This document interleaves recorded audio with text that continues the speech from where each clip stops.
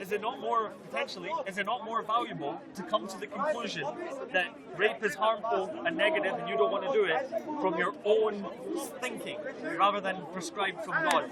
I'd say it's more valuable to come to that conclusion by yourself. I agree with rather that. than the punishment reward thing. Yeah, I agree with that.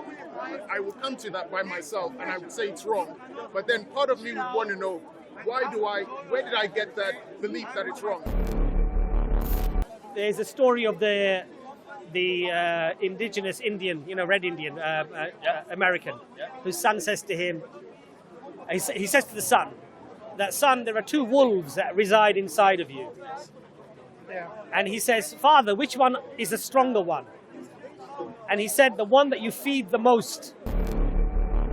Upon it. Now what I can say is that happens to me. I don't subscribe to your system. But it still happens to me, and I don't want to do an immoral action if I can help it, right? Not because I'll be punished or rewarded, but because of that inner feeling. We believe that even the person who doesn't receive the message of Islam still has this innate fitrah in him. So the explanation to that is that if you were to do many horrible things and then die, and then God questioned you, why did you do them? You cannot excuse switching off your fitrah.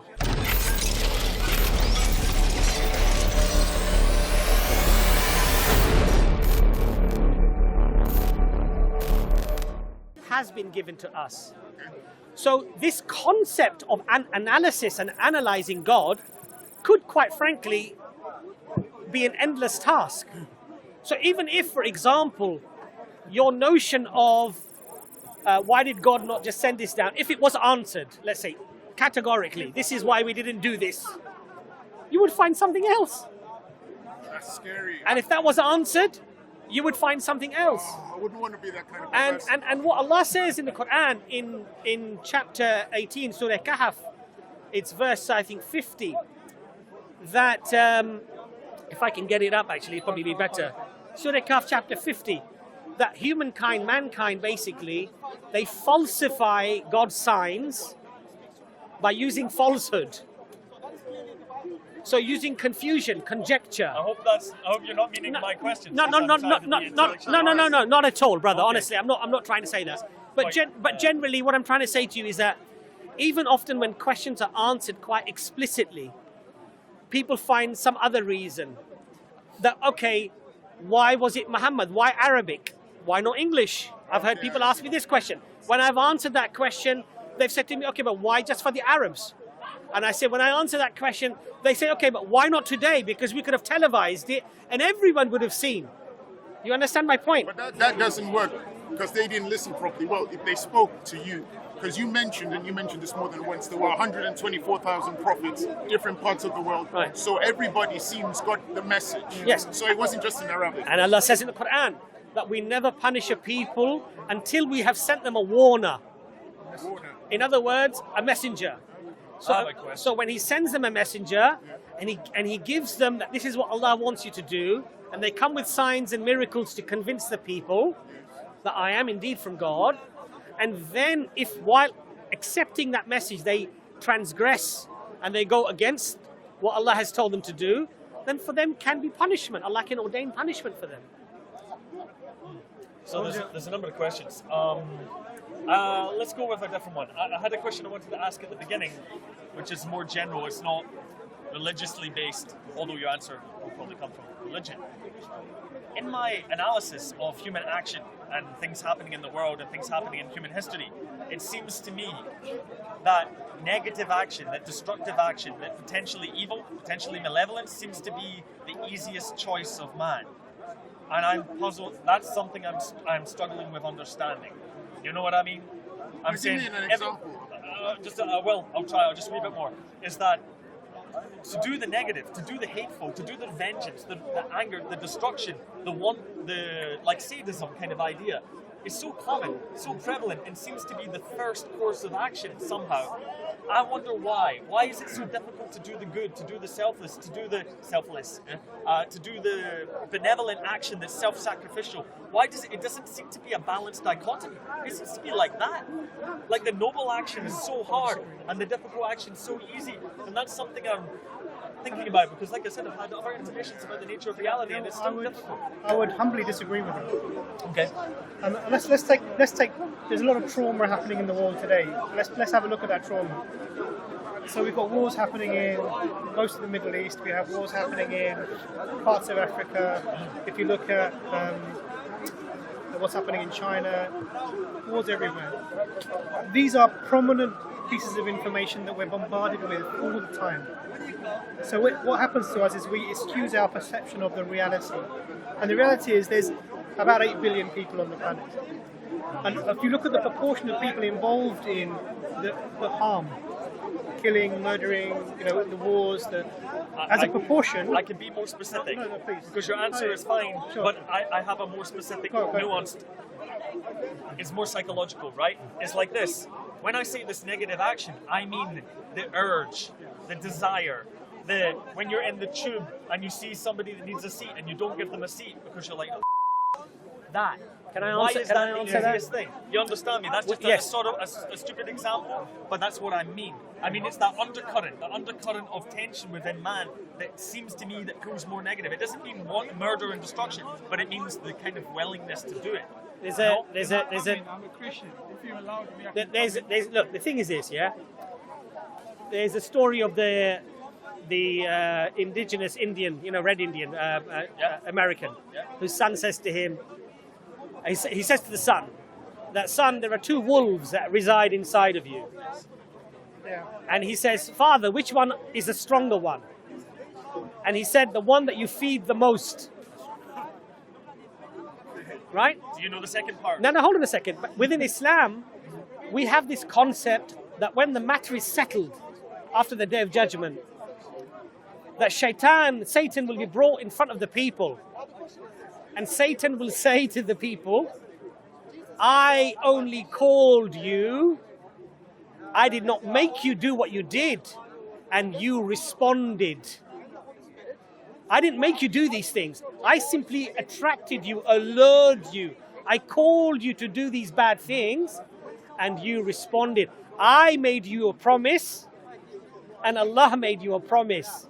And my promise was deception and lies, whilst the promise of Allah was the truth. So we believe this concept. My point was, maybe it's just my perception. Maybe it's my personal perception that it feels easier to do the negative. Let me respond to that more directly. So I think we were talking about the fitra before, this natural inclination that it gives you the idea that there is a creator, and it gives you somewhat of a moral compass. We mentioned about that. Yeah? Now, and we mentioned that the society can cloud this. The society that you're in can cloud this moral compass as well. And what we find is that if you went back a few generations, this easiness with which bad is done or evil is done is probably less. So, when I see my child, for example, when they're very young, even now, I mean, I've got children of varying ages, but I don't see this inherent being bad within them. I don't see this at all. What I do see is as they get older, they interact with maybe other people, and then they learn to be wily in the world. They learn how to cope with other people who may be like this towards them. And so this is a learned characteristic. So this is a clouding of the fitrah. And what we do with our what we do with our teaching and raising our kids is we're trying to put into their hearts and to keep the fitrah unclouded. This is how we interact. Yeah. When you see that elderly woman come on the bus, you need to give her your seat. When you see something bad happening, you need to try and help it. So this is all about the fitrah unclouding and unclouding. Now, for me, my personal experience, because it's really coming from your personal experience. Well, it's all we have. All we have. So and that's another point I'll get to. So for me, my personal experience is the opposite. I've often, to my own detriment, I've done things for others because I think it's the right thing to do. Aye. And I don't know why that is. I'm not someone special or anything at all. It's just maybe there was something that my parents sort of honed into me and put into me a lot, and it's sort of it's sticking there. And my picture is in that aspect is not clouded. And I think if you went to most people, I will disagree with you fundamentally. Sure. No, I don't think it's that simple, man. Really? Human psychology is very complex. We're full of demons in our mind we are. From our ancient ancestors. Maybe you don't follow the path of evolution, but for me it's quite clear. I didn't want to interrupt you so violently, but like I don't think that's right. I don't think we can go. If you ask everyone, they'll say that they're good, but they know that they're not. Like, I'm saying my personal experience has not been the same as yours. Right. Well, okay, fair. But it seems you read a little bit of history, and all you see is terror. Because that's what history records. History is not going to record the person who got up from the bus to give the lady the seat. That's right. Even though the vast majority of people who are, if you took the people who are doing evil and took the people who are doing good in the world, which is my earlier point, the people who are actively involved in doing harm, far less in number than the people who are actually living their lives and being good fellow human beings to other people. So to dispute that, we can take the example of a mass ideology making an entire populace move towards the evil. And those people that aren't, like, let's take the classic example, let's take the Nazi concentration camps or the Soviet gulags that nobody talks about, right? Those happened not just because of one or two people instituting it, it's an act of evil by omission. By all the people who didn't stand against it. So that's hundreds of millions of people. You've read a bit about psychology as well, I'm assuming. I'm trying. So have you read The Banality of Evil, Philip Zaragoza? No, I haven't read that. So he carried out the experiments in America where they put the two groups of students, some were prisoners and some were... Stanford, was it Milgram? I can't remember. Stanford. Milgram, yeah. So he wrote about this, and he talks about the same thing. Yep. And he talks about how easily we are influenced. Yeah. And this is about influence. So in a pack, and I'm using the word pack specifically because it has negative connotations, human beings will react differently to somebody than if they were individual. Right. So you and me speaking together in this way will be fine. If you put 20 of your friends with you, you will start to follow the herd mentality. It's the mob mentality. Yep. That's right. And it overrides your individual morality to a certain extent. Yes. So your actually is complex. This is a complex scenario. What's the right thing to do? And what's the verse in the Quran you often quote? About justice? I want you to quote that. Right. So listen to this verse. So this verse of the Quran was selected by Harvard University as one of the three most profound verses of legal jurisprudence, justice. And they selected this verse, and it says, "O ye who believe, stand up as witnesses to Allah in justice, even against yourselves, against your parents, or against your kin, whether one is rich or poor." Now, a profound statement in the 7th century. O ye who believe, stand up as witnesses to Allah, even against yourselves, against your parents, or against your kin, whether one is rich or poor. And so we have practical examples of the Prophet ﷺ where a dispute is brought to him of a Jew and a Muslim, and he sides with the Jew, telling the Muslim that you're wrong and give him what he's due. This concept of justice and concept of fairness is something that's ingrained within us as a absolute compulsory act. If we don't do it, it's regarded as a serious sin, to the extent that the Prophet Muhammad, peace be upon him, said that a dhimmi, a non-Muslim, living in a land of a Muslim, under the protection of the Muslim with a treaty, if he's treated unjustly, on the day of judgment, I will be his advocate against you.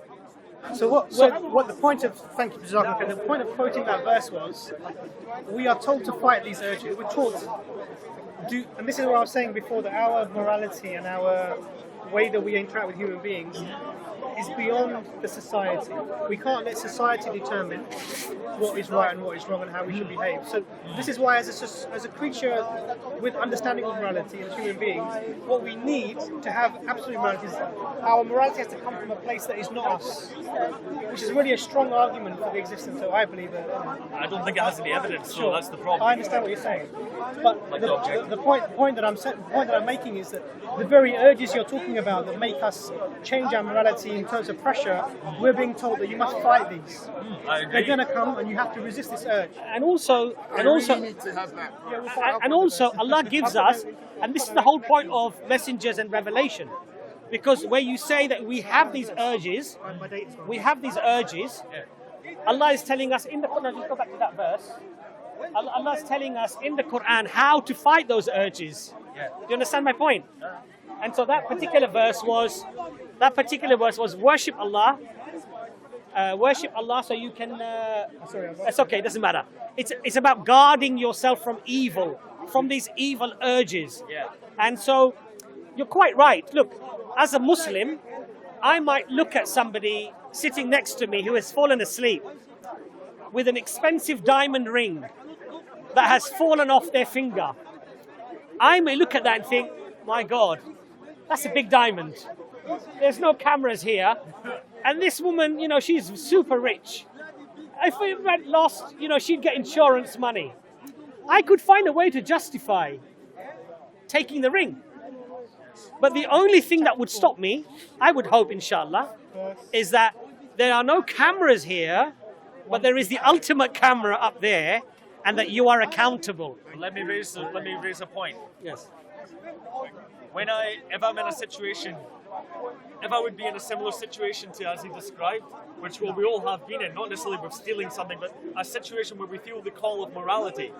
We feel it. We feel, like I was saying to you, we feel the conscience. Okay? You can call it that. So as well, the conscience. You have that feeling, and you'll judge yourself. And some people that judgment seems to not affect some people for some reason, maybe sociopaths and such, but for the general populace, it is a real effect. You judge yourself upon it. Now what I can say is that happens to me. I don't subscribe to your system, but it still happens to me. And I don't want to do an immoral action. If I can help it, right? Not because I'll be punished or rewarded, but because of that inner feeling. But we believe that even the person who doesn't receive the message of Islam still has this innate fitra in him. So the explanation to that is that if you were to do many horrible things and then die, and then God questioned you, why did you do them? You cannot excuse switching off your fitra, because Allah says, but hold on a second. I gave you the means to decipher that which was good from that which was bad, even if you weren't taught it. That's my point. In America, I'm thinking, I've spoken to in Muslims America, now, so I know about the fitra. Right. And I've spoken to Christians, so I don't have it's any very excuse. interesting. In America, they had a blackout in New York. I think they wrote many articles and books about this blackout, 70s. right? And what they found was perfectly moral, good people. So they think. So they think. Well, exactly. I agree. But I agree with you. I agree with you. But to argue in definitive terms that all of these were bad and evil people and didn't suddenly switch off that fitra because the opportunity came that was such a golden, one in a lifetime opportunity that they thought, you know what, sorry, I'm switching it off for a few seconds. And they found that Mercedes and expensive vehicles were pulling up outside jewelry stores and robbing them. And the poor person was outside supermarkets stealing loaf of bread. So everyone has a price. Everybody has a level of temptation beyond which, So for example, I'll give you an example. I'm not saying Muslims are noble and good people. And clearly, there are good and there are bad everywhere. I think we're all both. I totally agree with you. Totally agree with you. I think what religion does and what God does, however, is this.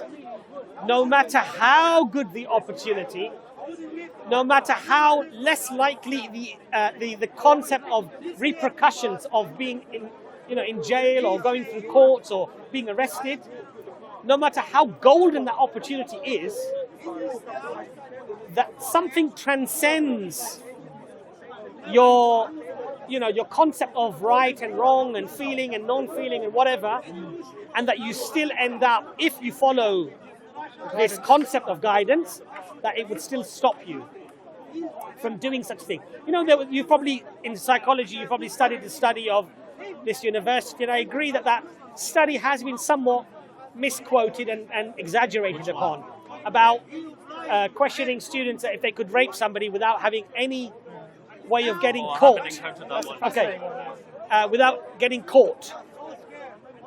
Now you ask the question. What a horrible question. It's a disgusting question. But my brother, you know, honestly, you ask most men today this question, that if you could get away with raping a woman or sleeping, let's say sleeping with a woman against her will, which is still rape, right? But let's not say aggressive with a knife and a gun, but let's say you were able to drug her, whatever, and then you raped her. Let's be honest. Let's be completely honest here. We're all men here, right? You would be probably shocked with the number of men that would probably say, if there was no harm, no repercussion, she would never remember, and, you know, nothing would ever come of it.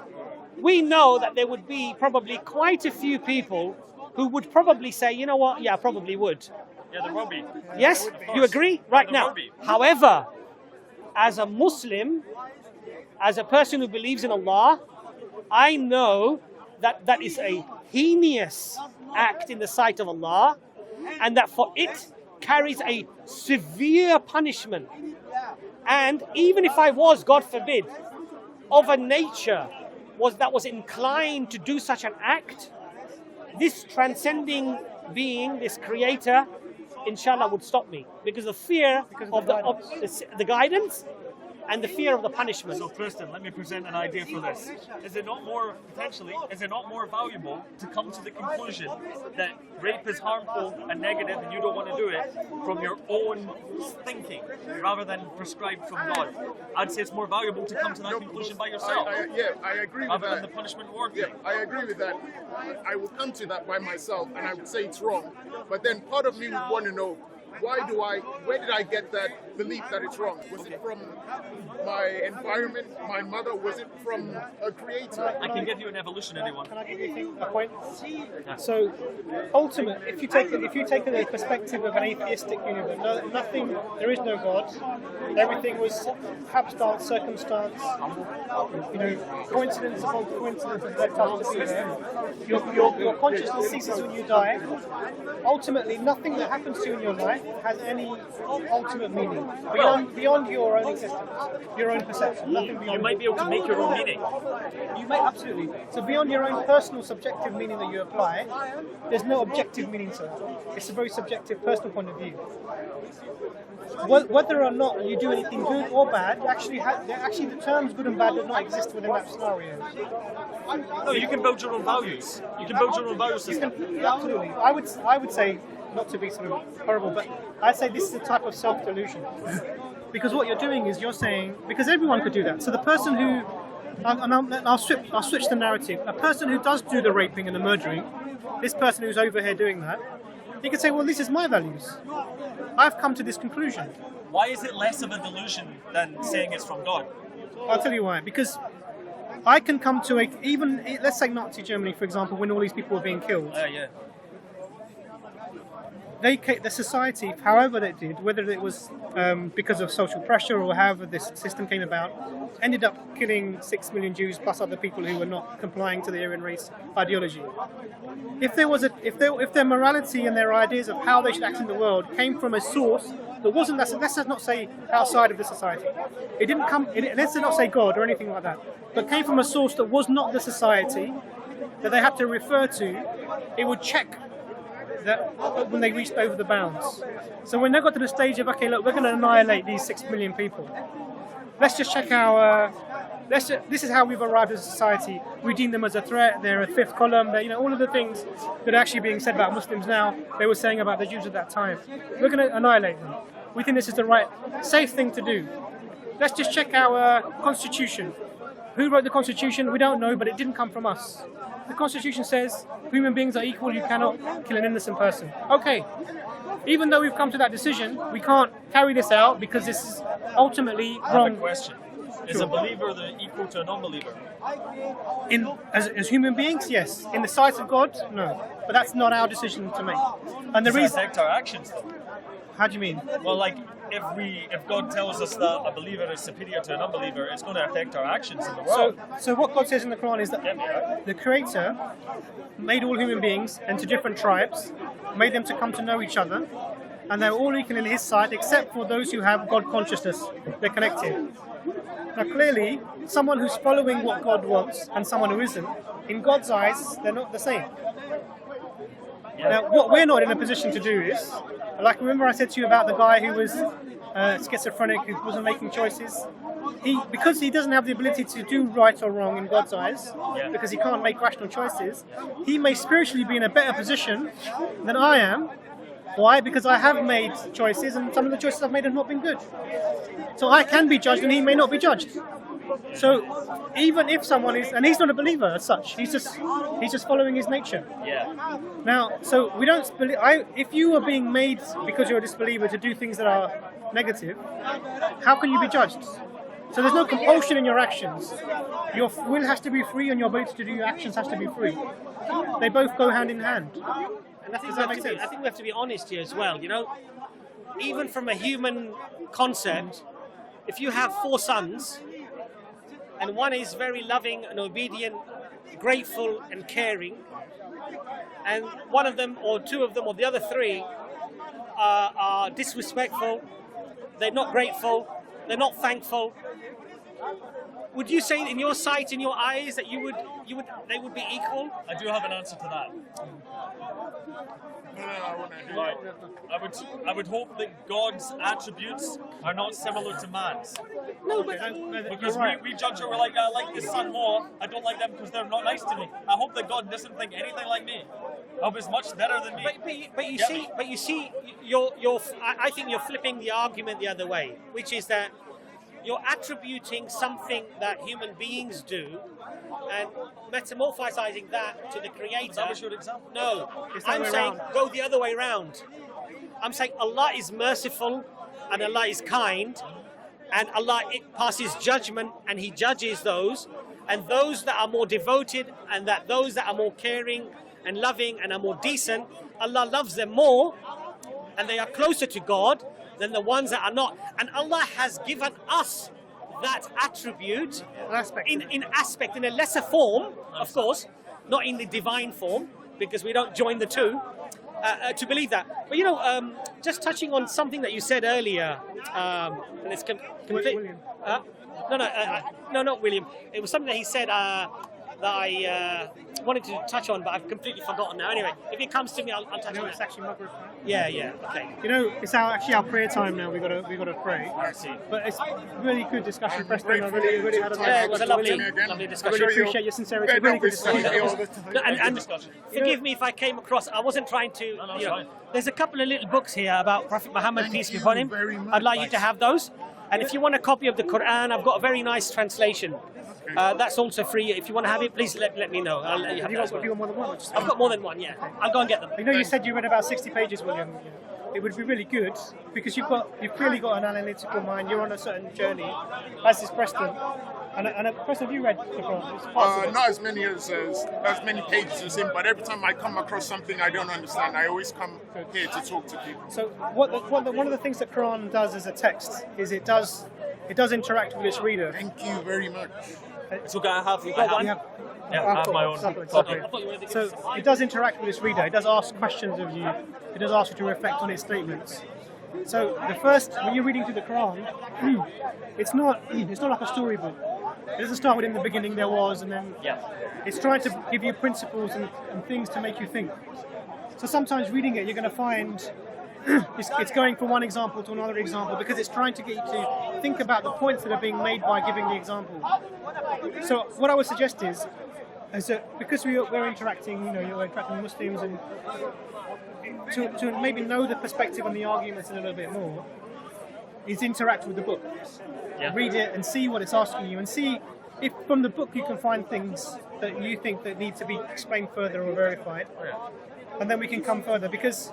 Do I need to buy a tafsir or something to understand? You can get apps with tafsir on them. You don't need to buy anything at all. Yeah. So there's a great one called Quran Hive. Quran Hive. Yeah, and it gives you tafsirs within And that. there's also some very good English speakers who will give tafsir on Quran as well. So I like listening to Omar Suleiman. I think he's mashallah very good. I love listening to Professor Timothy Winters. Mashallah, he's an amazing scholar, and his explanations are very, very coherent. And he's a professor, so you can imagine his language is just very eloquent. And it's very Cambridge, yeah. So Timothy Winters, mashallah, Omar Suleiman, and Imran can recommend some other good people to give tafsir. But the main thing first, I think, would be to just read the text, because this is the book that's making the claim that it's ridiculous. So if you read through that, then you can engage with that idea and say, actually, you know what?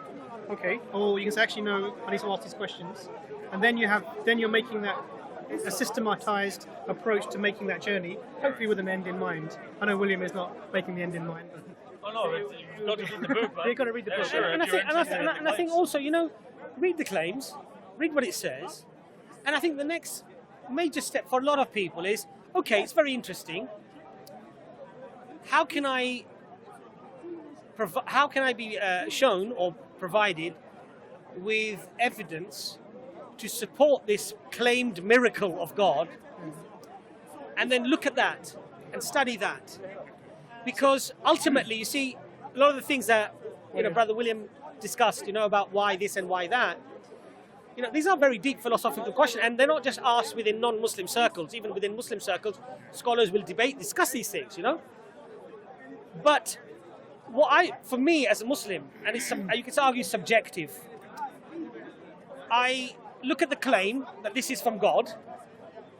I assess the claim.